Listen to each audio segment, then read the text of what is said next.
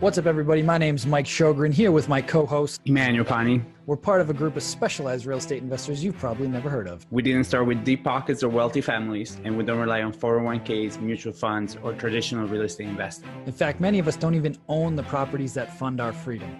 If you ask the money experts out there, they'd say what we do is impossible, yet it's happening every single day. It's happening through a new niche called short-term rentals. We are Short-Term Rental Nation, and these are our secrets. What's going on, STR Nation? This is your host and brother from another mother, Emmanuel, or as you all call me, E. Super excited for this week's show. I'm running solo as Mike has some stuff come up, but we have our good friend Will Slickers on the show. So Will and I go through kind of all the Airbnb updates, kind of Will's idea of what's coming down the pipeline for the future. We get to catch up. He was on the show couple years ago. We haven't had him on the show for a little while, but the last time he was on, he had 15 rentals on his management side. They're now up to quite a bit more, some boutique hotels as well. So just get to kind of catch up with him, and just get to see, Will is super plugged in through the shows that he's a part of, a show that he hosts.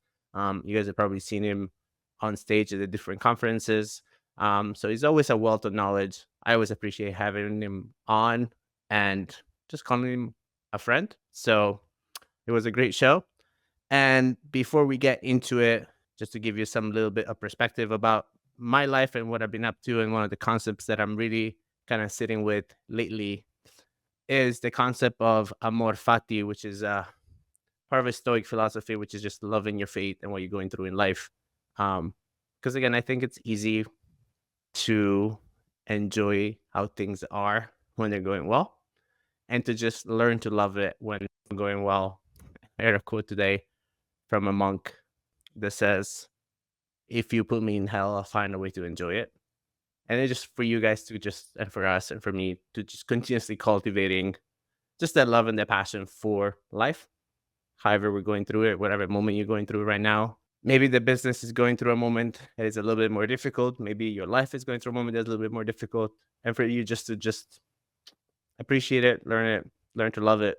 And if that's you this week, just sharing some love with you, just everything is going to be okay. And having said that, let's roll into the show with Will Slickers. And yeah, thank you guys for listening. What's going on, STR Nation? I am here with the one and only Will Slickers. How we doing, my man?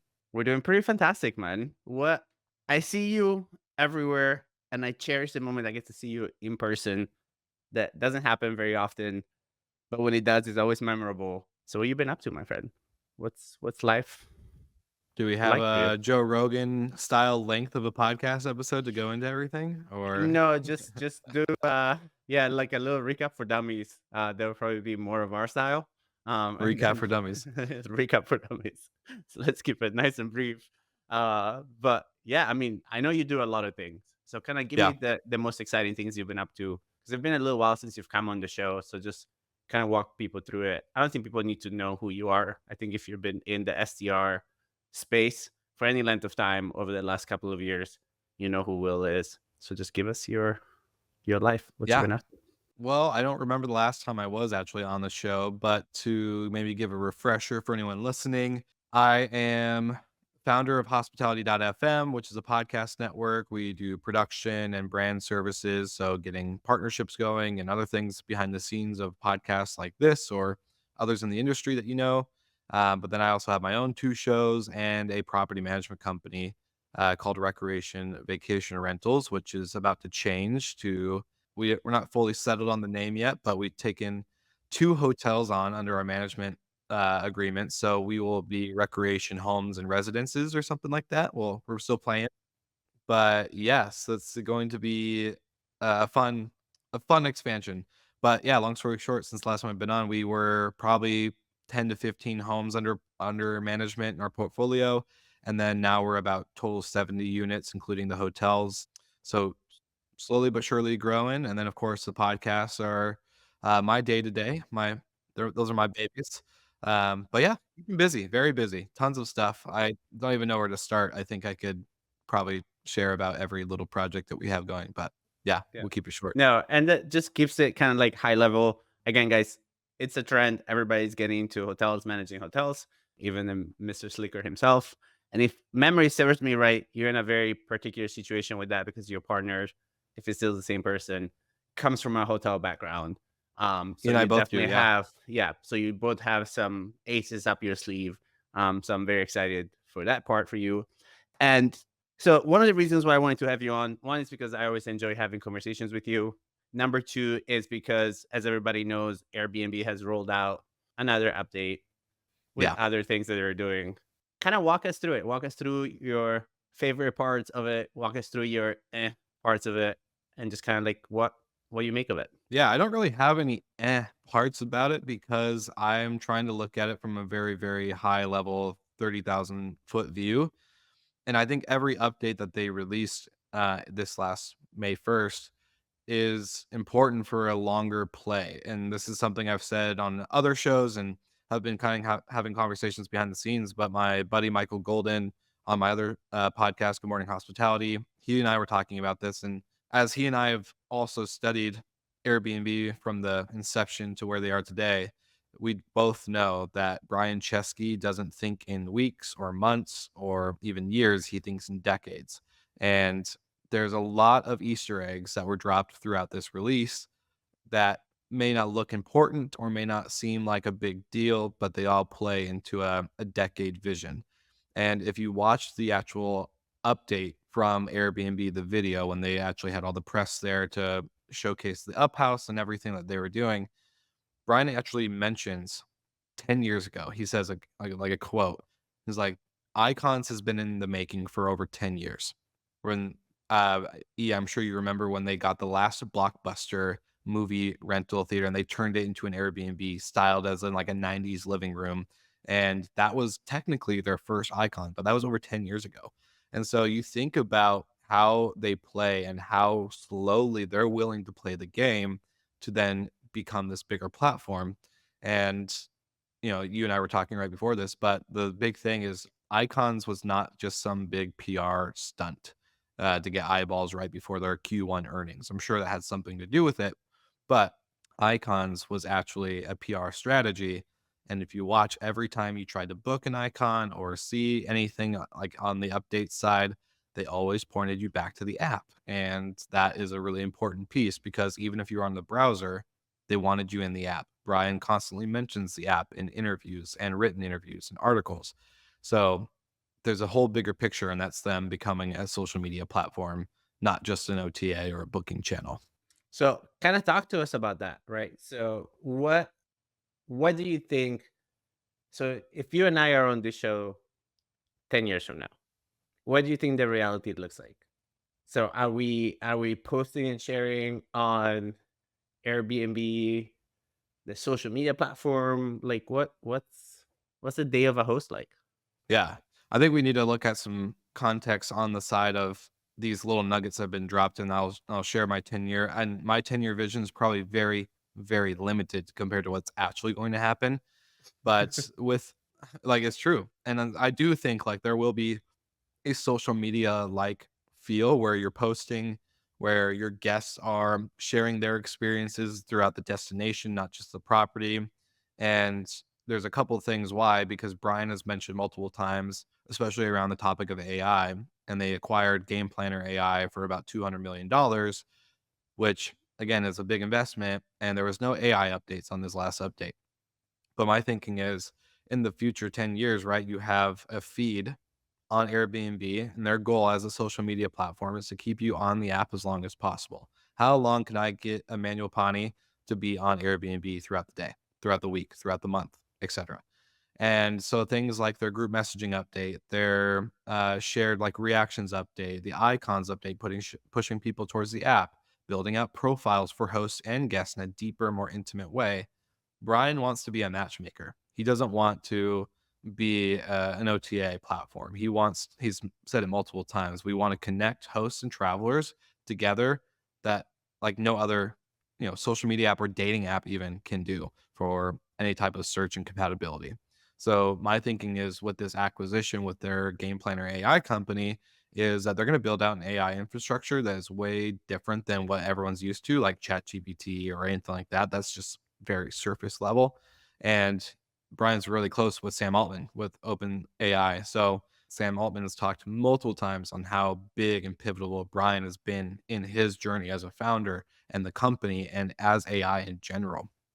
So you think 10 years from now, your Airbnb feed and my Airbnb feed are never going to look the same. The infrastructure of the AI behind the scenes is going to be constantly personalizing and customizing my preferences and experiences and moods and moments of inspiration to then feed me the best of the best on the platform, from icons to a villa down in Mexico or whatever I'm craving.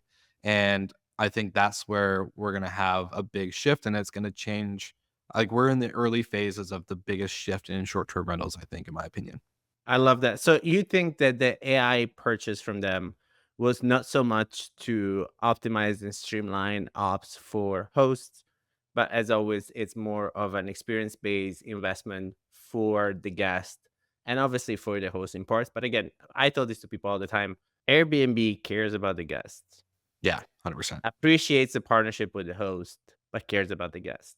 So I feel like as they're making investments, their lens is always on how do I make this better for my guests, and how do I keep the guests on the profile, on the app more, and how do we become more and more partners for the guests so that their thought is not even to go on booking.com or anywhere else. It just, this is where we go. They know me the best and everything else. Would you Yeah. agree with that?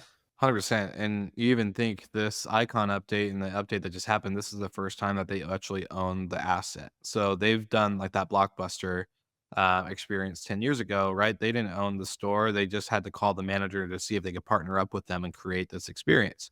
They didn't own the asset, and the asset, of course, disappeared. It goes away. This is the first time they're going to own it. So obviously, they can't own the experience that you're going to get with Kevin Hart, but the up house and any of the house stuff they do own. Now, this is the first venture that they've actually had. They launched a multifamily partnership, I want to say 2018, 19, back in Nashville it was called Nido. And so basically you can do a long-term lease, you can do 12 months, but in that 12 months lease, you now have permission to Airbnb the apartment.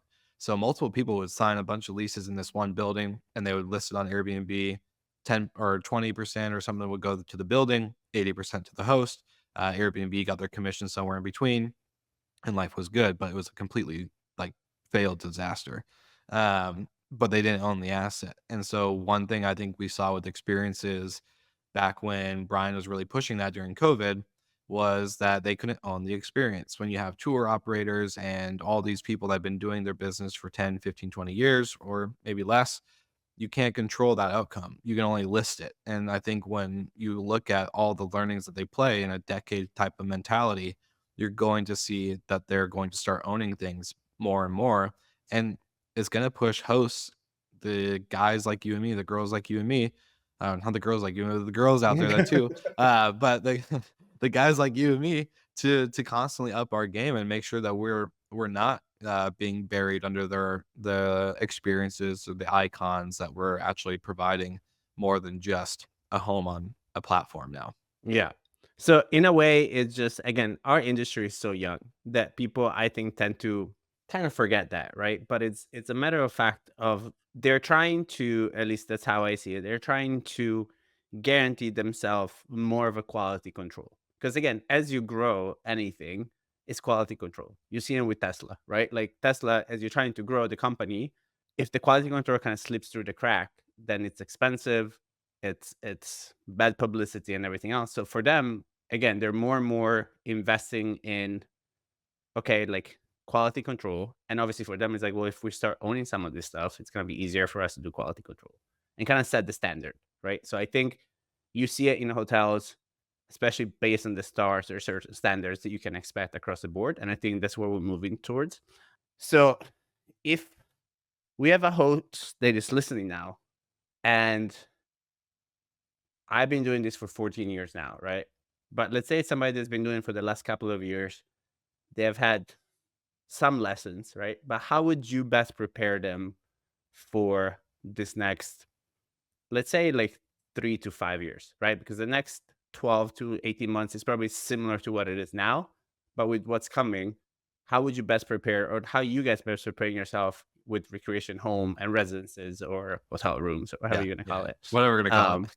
Yeah, how are you guys best preparing yourself for what's coming down the pipeline, and what could some of our listeners do to be more ready, right?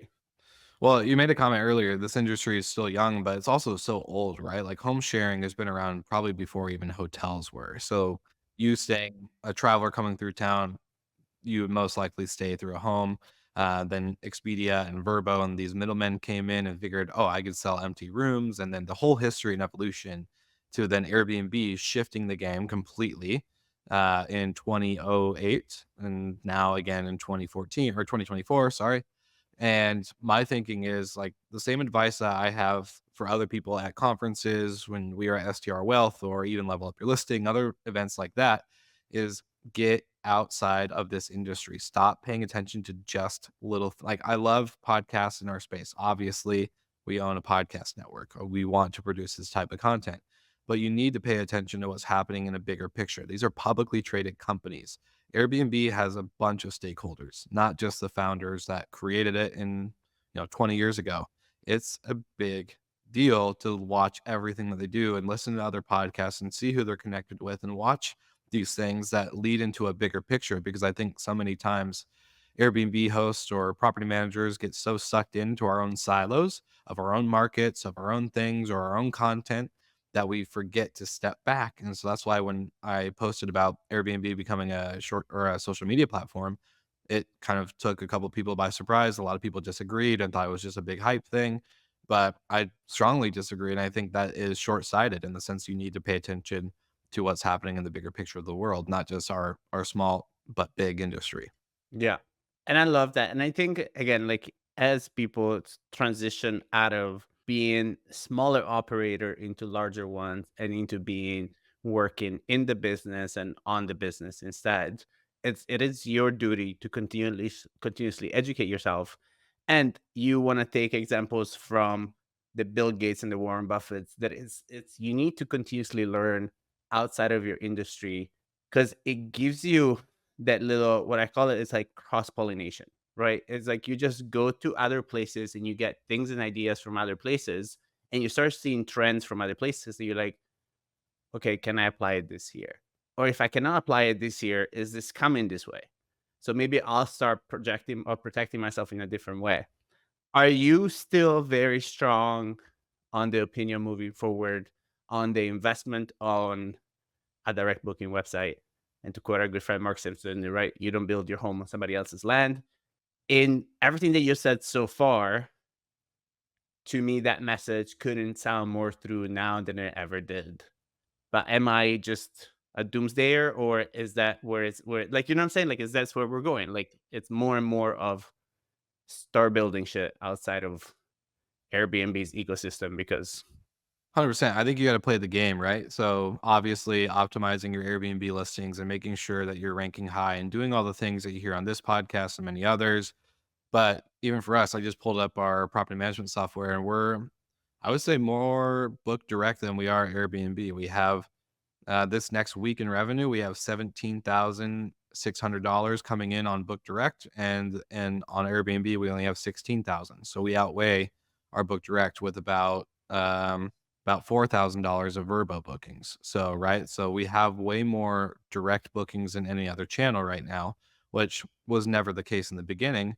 But I also don't strongly recommend that you only do book direct. I think you need to have diversification of distribution. So getting on property management softwares, connecting with a channel manager, finding the niche OTAs like Glamping Hub for the unique stay people or whatever that you can get on, super important. But again, the practices of book direct and building a brand are important if you want that. I know people like Natalie Palmer who don't want to create a big property management or co-hosting business. She wants to earn a nice income, build a nice lifestyle, and have investments and opportunities to invest in other things in real estate and other stuff outside of that.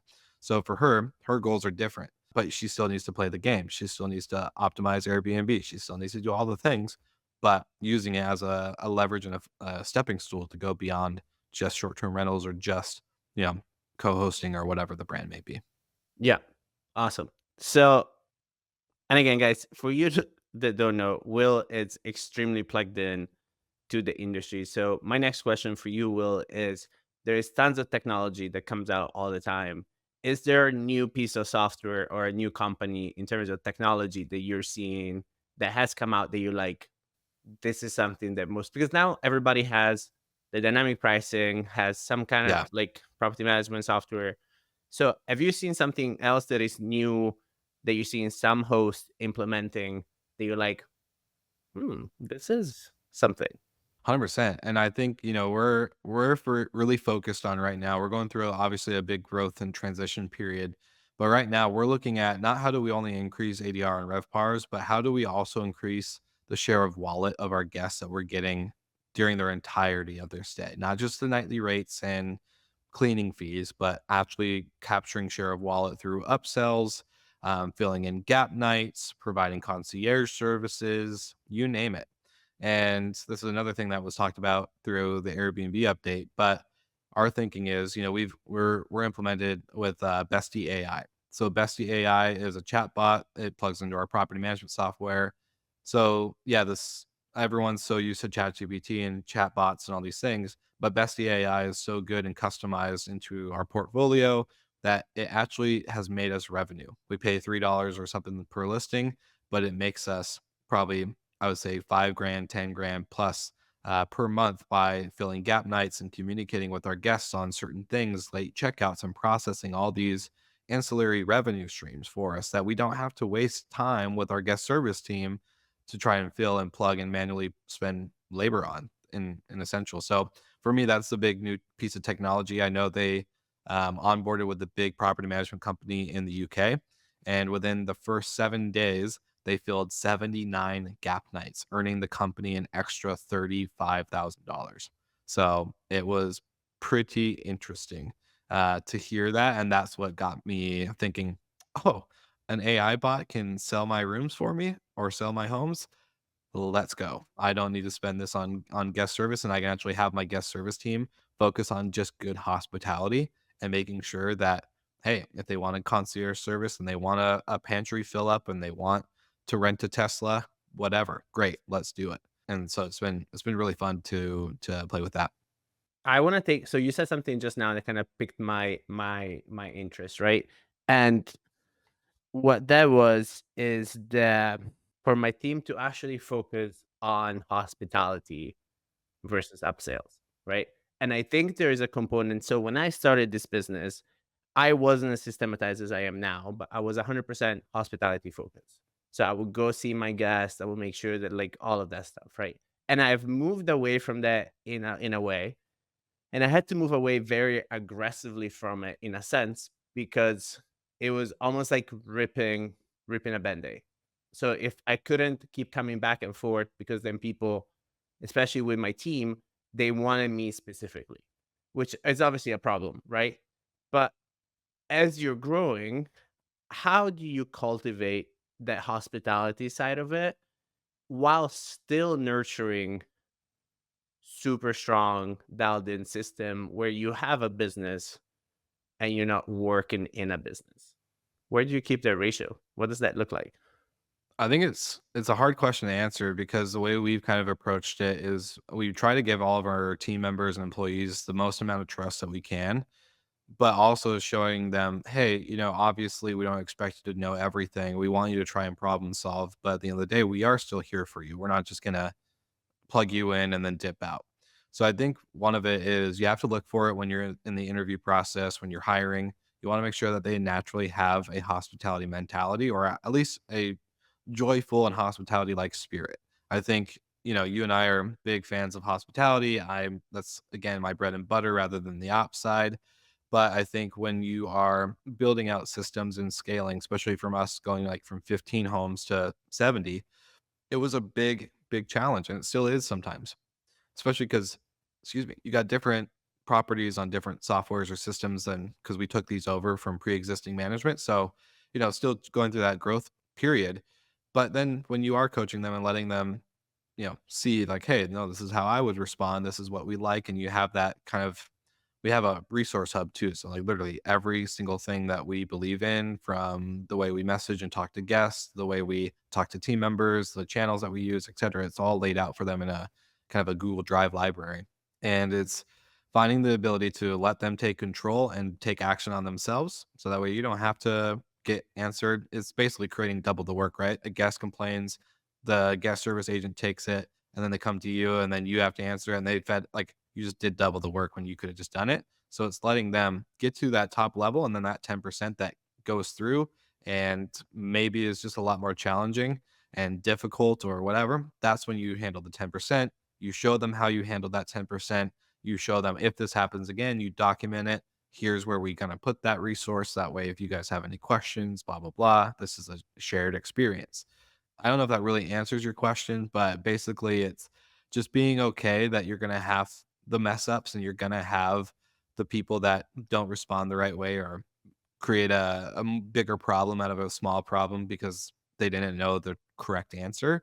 But I think that's just something you have to live with, and that's part of being a business. And as time goes on, it just gets more and more dialed in to the point you do have that kind of freedom control where you're not spending as much time in the business and you can actually focus on generating new streams and new things. Yeah.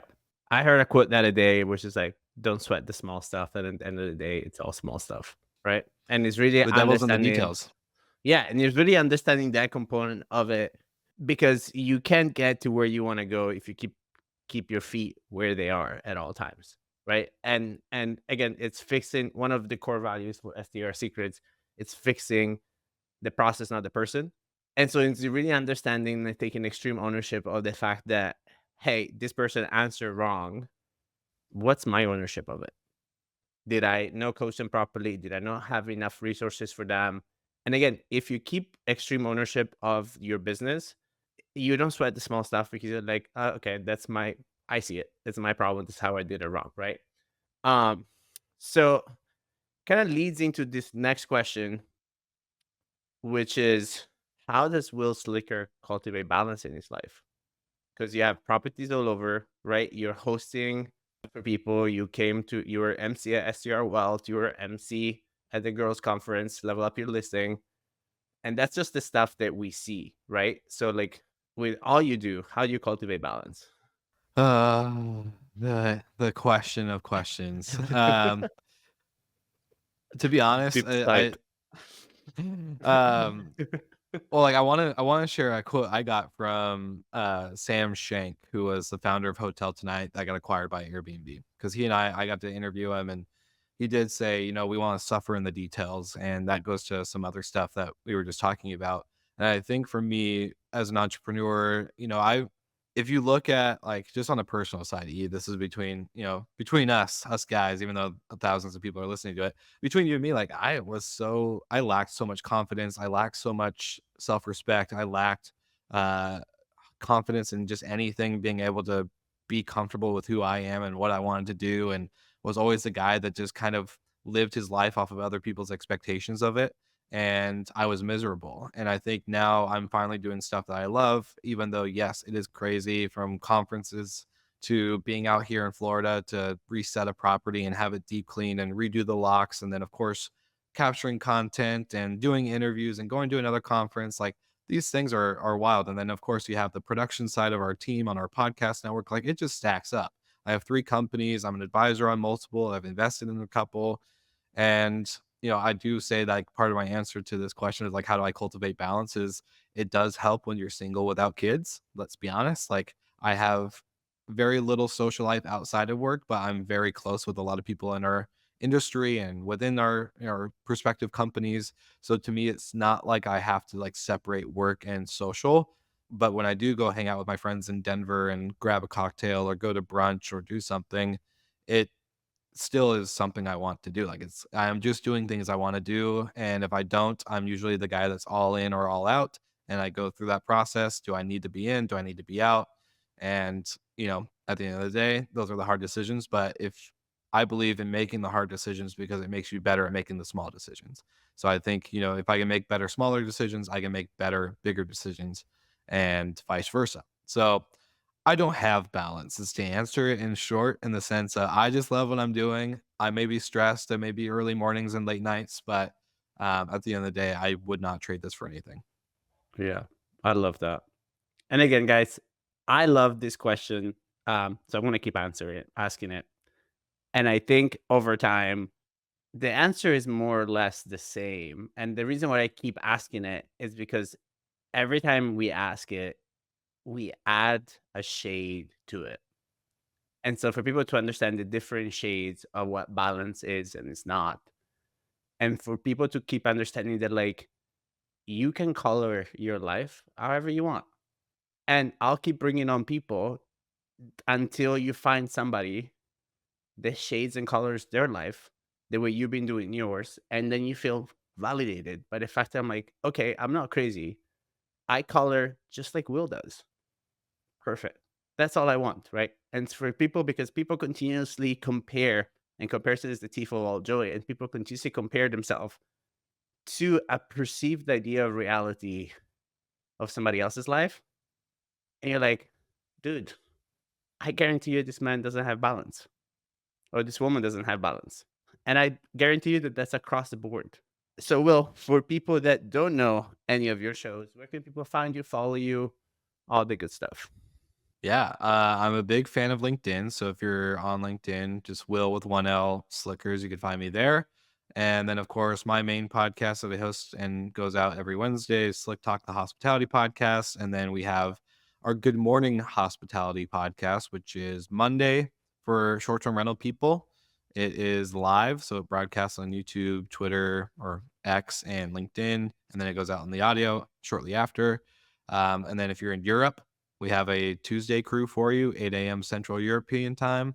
And if you're in a hotel world, then you get the same thing on Wednesdays, except for it's for hotel people. So we built out quite the little brand there, and it's been super fun to watch it grow. I feel like a proud father every time I see one of the crews take off or meet up in person or whatever. So yeah, those are my two shows, and then Hospitality FM, where your guys' show is also listed on top of many others in the industry. Amazing. So before I ask you the last question, just want to acknowledge you for just who you are and the growth that you have done over time. I know from the conversation that you and I have had in private over a Negroni or two, I think you drink margaritas more than Negronis. The Negroni is my personal choice. No, I'm not a margarita guy. I'm a vodka Red Bull or give me a martini. Whew. Okay. So that's probably why I don't remember parts of this conversation. But dude, how unapologetically you've been living your life, and how much you serve and love, and just how giddy you are. Your energy is always infectious, to me at least, and like you give off, yeah, you love what you do, and you can see it throughout everything that you do. And I think if more people lived like Will Slicker does, they will enjoy life more. No, I'm being serious. Like, people, like, there is a certain peace that comes to the soul when you're living in purpose and in love and in service for what you do, that I realize over time I can feel it as soon as I meet somebody, because they don't have that like glazy, I am dreading life look over their face, and they just have this giddiness to them that is infectious. And so the last question, Will, is what's your number one secret to success with short-term rentals? With short-term rentals specifically, I would say the top secret of success for us at Recreation is just keeping hospitality to the core. But we also have this conversation pretty much every Friday, in the sense of, do we like the owners? Do we like the cleaning teams? Do we like the people we're working with? And if we're not, and they're causing more issues than not, they got to go.